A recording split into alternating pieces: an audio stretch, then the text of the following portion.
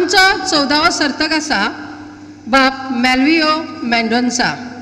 म्हजें नांव मेल्वियो मेंडोन्सा। हांव नवे यत्तेन शिकता। म्हजे कवितेचें नांव निर्माण। कवियत्री गिरिजा पार्सेकर। सैमाच्या गोपान आसलो एक दोंगर, सोबीत फळां फुलांनी नेटयल्लो, झाडां पडांनी ताका वेंगयल्लेलो, सुकण्या सावदांनी भरलेलो। सैमाच्या गोपान आसलो एक दोंगर, आसलो एक दोंगर। सवणाचे कुळागर आसलो तो दोंगर, भिल्लांचे पोट भरतालो तो दोंगर।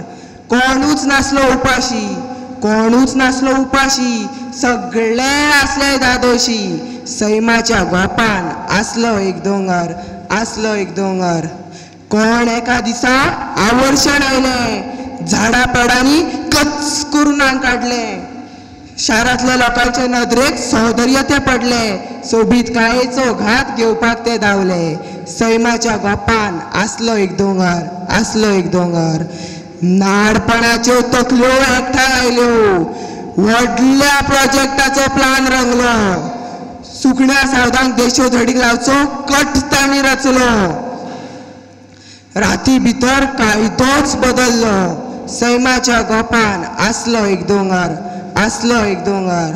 नवो प्रोजेक्ट तयार जालो, दोंगर तांणी कापलो। उदरगतीच्या नांवान सैम काबार केलो। सगळे पळयत रावले, सगळे पळयत रावले। दोंगर शिमिटान भरत गेलो, दोंगर शिमिटान भरत गेलो। सैमाच्या गोपान आसलो एक दोंगर, आसलो एक दोंगर। तुम्ही हार मानता जाल्यार मानात, पूण हांव हारचो ना। परतून एक फावट सैमाक नटयतलो, नवो इतिहास घडयतलो।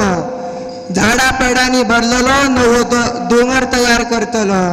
परतून एक फावट सैमाच्या गोपान सैमाकूच खेळयतलो। परतून एक फावट सैमाच्या गोपान सैमाकूच खेळयतलो, सैमाकूच खेळयतलो, सैमाकूच खेळयतलो। देव बरें करूं।